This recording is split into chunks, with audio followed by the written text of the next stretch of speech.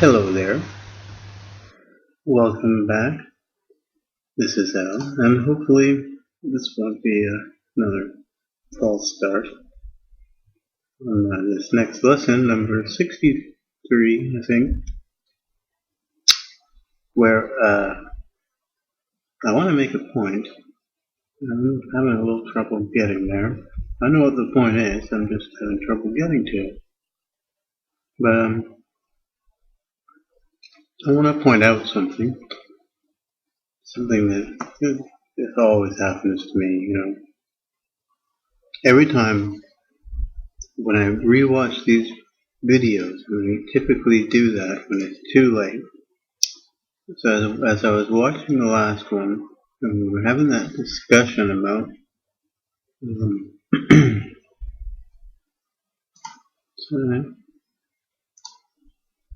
these memory block identifiers, and I was thinking, yeah, it's probably, maybe it's different heaps or something, right?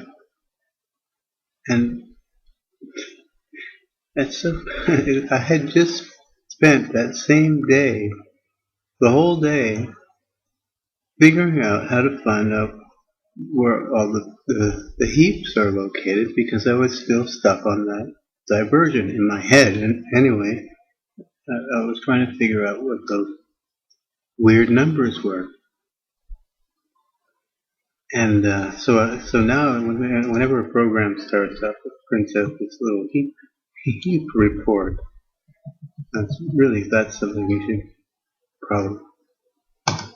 probably do at the end, or once at the beginning, once at the end. But anyway, surprise, surprise, there are 6 heaps. And now these heaps I found out about using the help system.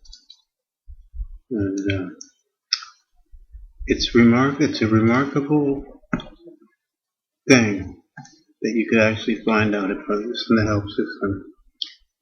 But somehow I stumbled upon the right function to enumerate each heap and their entries.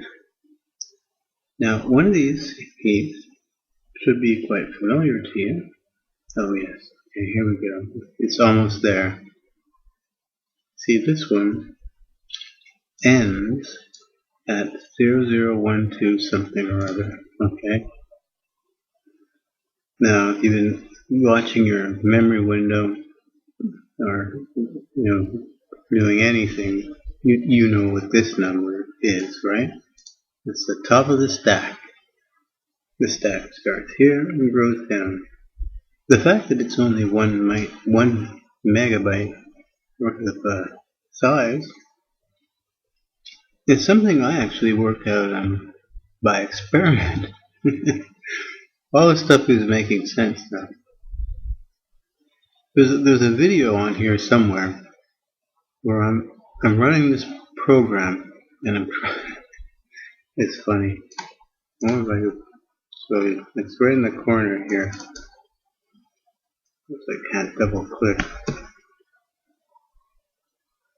No.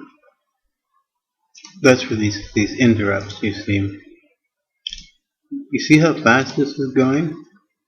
The reason for that speed is that this thing here is all on my local hard drive, and I was trying to download it from the internet. And the way I figured I could download it, because I couldn't get it through the old way that I've gotten it before, FTP. Somehow they disabled that. But I had a theory that if I wrote a program that would click, and then just keep looking for something that hadn't clicked yet, and just keep clicking and clicking and clicking, eventually it should cover the entire website. And it does, and it did. But unfortunately, 10,000 or 8,000, no, maybe 4,000 pages. There's a lot of pages here. I would get a stack overrun. So I was curious to find out, and I found out that it's 1 meg. And well, I continued running and letting it crash, and then starting from where I left off. But then later on, I found this setting. You can change your stack size in, I don't really see, no, it is here maybe. One of these advanced ones.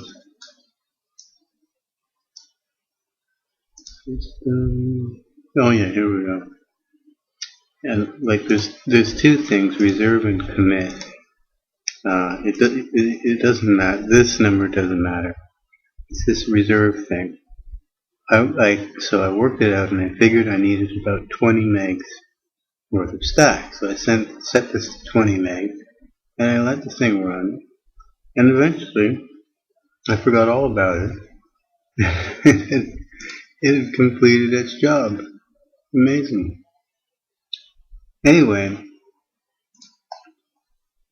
now, so there's nothing weird about any of those numbers. Right? It could be anything. Oh, right, the help. See, there's this thing called heap block. Base. Right? I'm looking at it. It takes a handle to a heap. And then this function, right? Get process heap. I thought, great. All I gotta do is call this thing, get the handle to the process heap, and then use the walk function as they had as they describe how to use it. It's quite simple. You just keep calling it over and over again, and you get one, and the next, and so on. And I got 80 entries. Unfortunately, however, all of them were empty, except for the first one. And it was a little use. Now, either I'm blind or it's not there. Do you see anywhere on this page a function called getProcessHeaps, plural? I don't see it because I only found that function by trying to bring this one up again.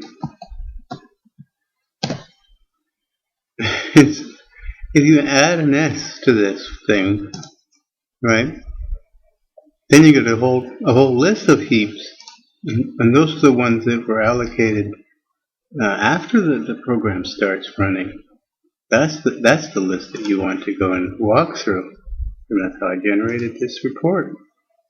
And it tells me where everything is laid out in memory. This is like the dynamic memory, right? Unlike those virtual, dynamic classes, which have all of their data in static read-only memory. Very strange wording going on. In fact, if you think about it, you could say that a virtual class is an example of a class that is like static and fixed. It cannot be changed after program started. To say dynamic cast on a on a thing with a virtual function table is ludicrous. There's nothing dynamic about it at all. Anyway,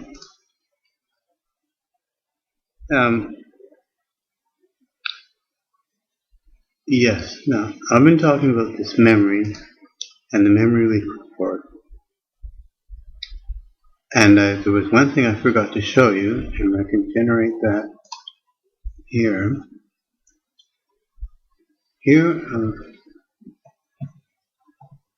there's a function I've invented, similar to our GetAB, and it produces a memory leak. But it produces it in such a way that we don't get our file on line number.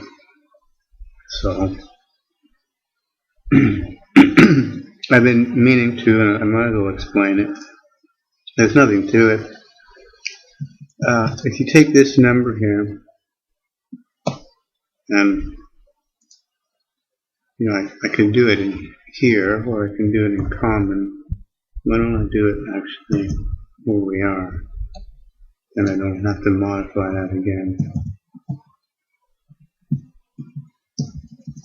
You call this particular function this particular value.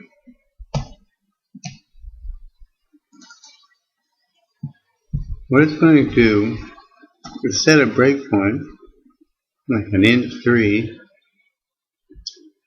when it hits the 1426th allocation. And if we're lucky, that will correspond to the memory leak. It doesn't have to, there's sometimes randomness involved, but turns out, in this case, it did work. Okay, so that's another method that you can use. What I have in my programs is a registry setting where I can set that number in the registry, and if it's not 0, it'll set a break alloc. I don't think you can set more than 1. I'm sure you can't set any more than 1, because I saw here. See? There's just one number you can set. I mean, I guess you could set it and set it again, maybe. But anyway, all of this understanding and everything came out essentially from that little diversion, where I couldn't stop thinking about those weirdo numbers, and there's nothing actually weird about them at all.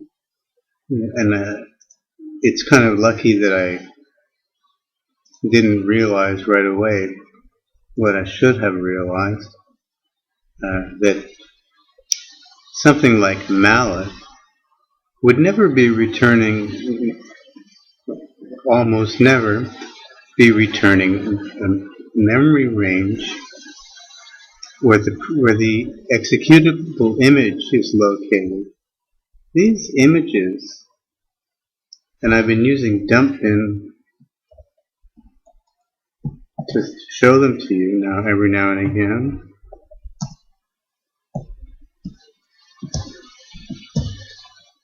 Most of it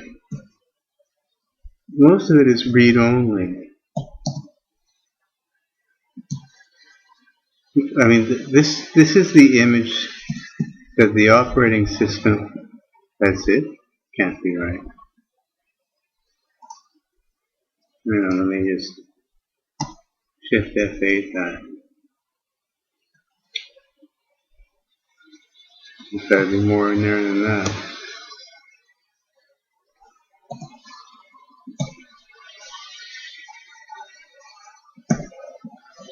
Oh yeah, okay. See all this stuff? Now that's the image that gets mapped into memory. It's just like we were doing in the debugging, in the DOS debug stuff. It's raining now, but I assume you can still hear me. One of these sections is called a read-only data section, and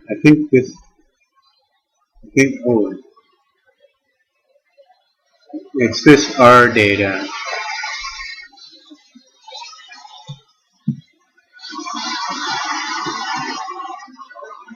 Section 2 This is where those virtual function tables are initialized.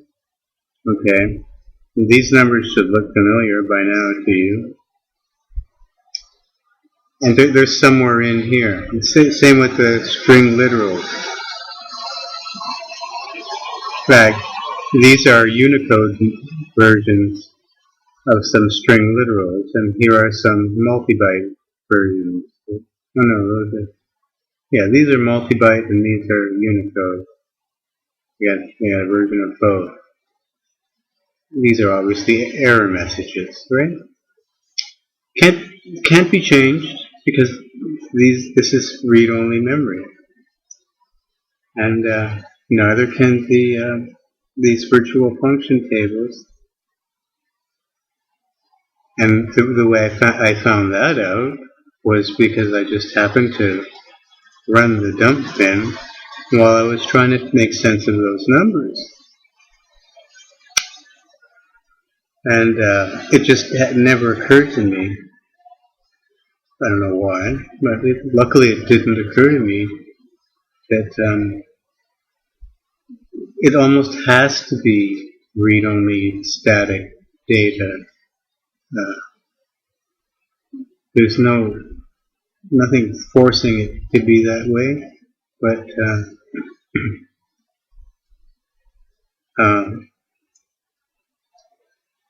that sounds like the way that one would have to go about defining something like that, so that you can trust your own virtual table, right? Remember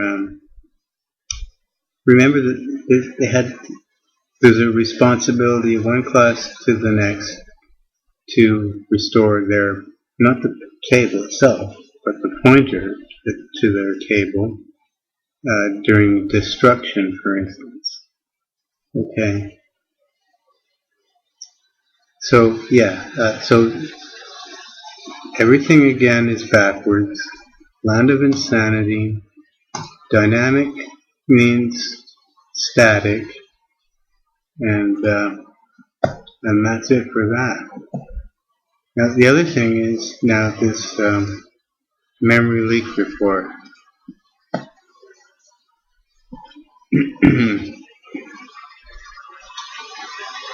Now this here report tells you about memory that has been allocated and not free, right? Now, this might sound like a kind of a silly question, but I just said something as a statement of fact, okay? And now I'm going to pose something else as a question. What do you suppose is the use of the memory leak report? What do you think its purpose would be? Its purpose in life? Its raison d'être?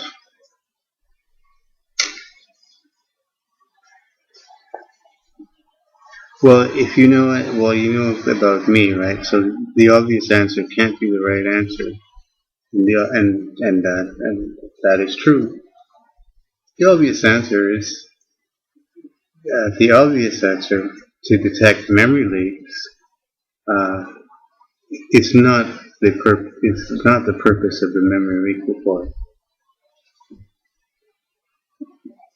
And you could have answered that, or maybe you did.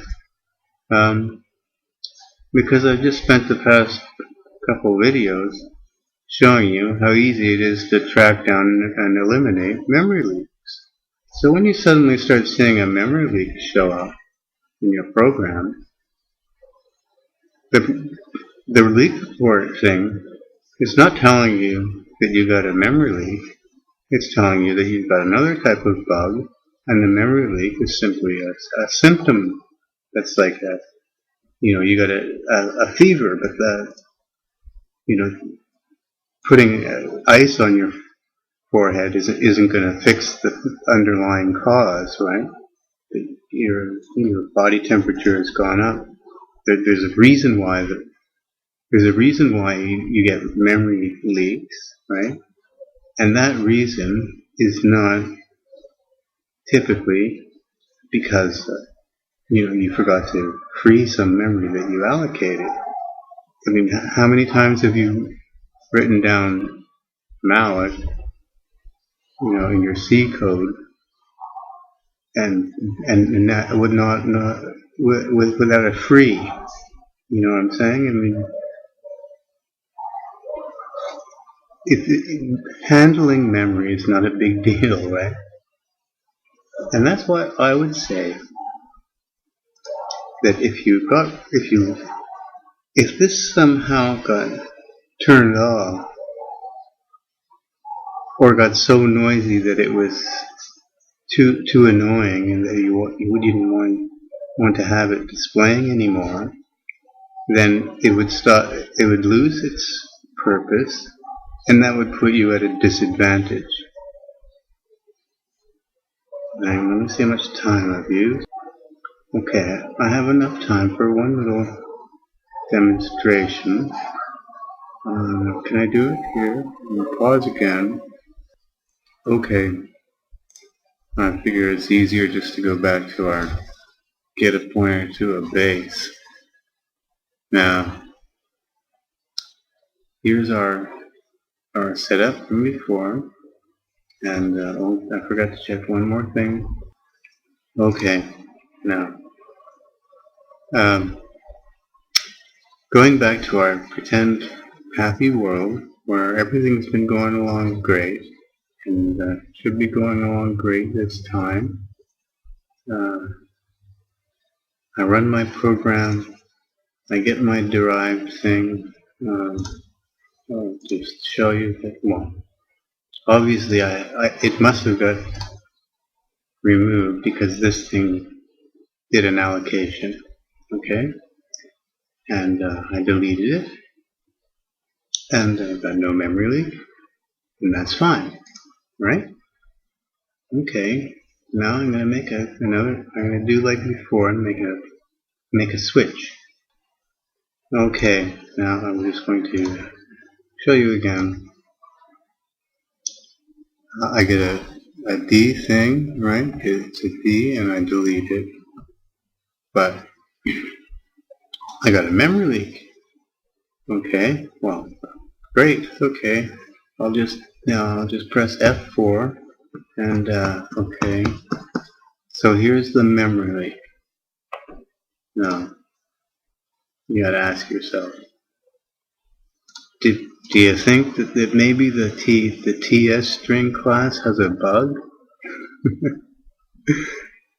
Right? Well, it's the first time I've ever seen a leak come out of the TS string class. And I'm not even using any strings here anywhere. I don't have any strings in I might have a string here in my derived class. Let's see now. Yeah, well, I've got a string here, but that one would look like an attribute. This is something else. So, but the leak report, okay, here is showing us now a symptom that is caused by a bug. It's not telling us about a memory leak. And that's why I would say that managed data, the magical auto cleanup stuff that you're given if you compile with CLR or if you use Java or C# or all these fancy things, puts you at a disadvantage. It's getting rid of this leak report by simply tucking it under the rug, so to speak. It is not an advantage, right? It's a net loss, because what you've lost is this alert. Now this hasn't told me where the bug is, right? But it's made me aware of it. That's the fever. Okay, there's something wrong. I'm not sure what it is, and I might want to start now investigating what the cause of this thing is. And I know with 100% certainty that it's not a bug in the string class, okay? It's got to be something else that's causing this. Now, you can probably guess what that is, right? And you might think that there may be perhaps something further derived from my class that allocates a string, right? Okay, fair enough. Now, one way to fix that is to do the thing that I told you you should do, okay? Now, we got two problems here. One is, it looks like something is derived from our class and we don't know what it is. That's the problem A we sort of solve for. Okay, and the second is that deleting that thing didn't deallocate its memory. If it was nude, okay, where's the new line? Well, maybe it was nude, right? In fact, you can say with certainty that it was nude because I called delete here, and that means that whatever handles the new cleanup message or whatever, that bit's been cleaned up. The only thing that hasn't been cleaned up is the data that was contained within that particular class. Okay, now to prove that there must be something further derived from our class, one way to go about it is, since now that we've seen the memory leak, is that to first realize that we do have a bug here. Our base class has not added into the virtual function table an entry for destructors. Now, when you use classes in the way that we're using them here, where you can't be certain what type it is, right? We're making a guess about the type. We know at least it's this, at least this far down, but it could be more. Making the destructor virtual causes all of the destructors for everything derived from this class to get an extra entry added to their function table at compile time, static, can't be changed, so that the furthest derived object, its destructor, will get called first, because it's in a lookup table and it can be located. This type of delete is a literal deleting of a derived star. If I didn't do this dynamic cast bit, then it would only delete a base star. Even though it knows about derived, it won't call the destructor for derived, because it wouldn't know that until we cast it to the right type. But now we don't even need to know the right type. I don't even need this dynamic cast. The memory will get cleaned up.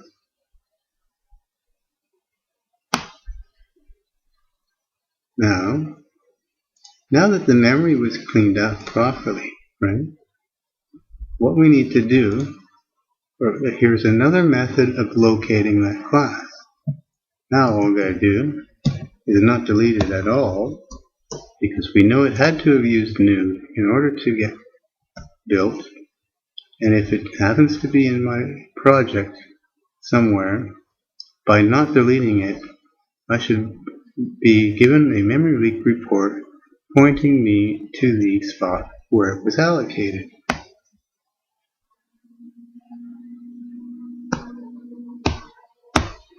There, you see? So here's another way to identify something that you didn't know. And it came from the memory leak report. The memory leak report alerted us not only to the fact that we had a bug in our base class, but that there was an extra class out there that we didn't know about. And it's also given us another way to locate extra inheritance, right? All you do is unvirtualize the destructor, take the virtual keyword away, new an object you know about, delete it, see if you get a memory leak, and if so, then you know that there's going to be something else further derived down the street, right? So you can use this memory leak report, and it's not for the purpose of finding memory leaks. You can use it to help you find other related bugs. And I have a very good example of that, but I don't have time to tell you about it. But maybe next time I can.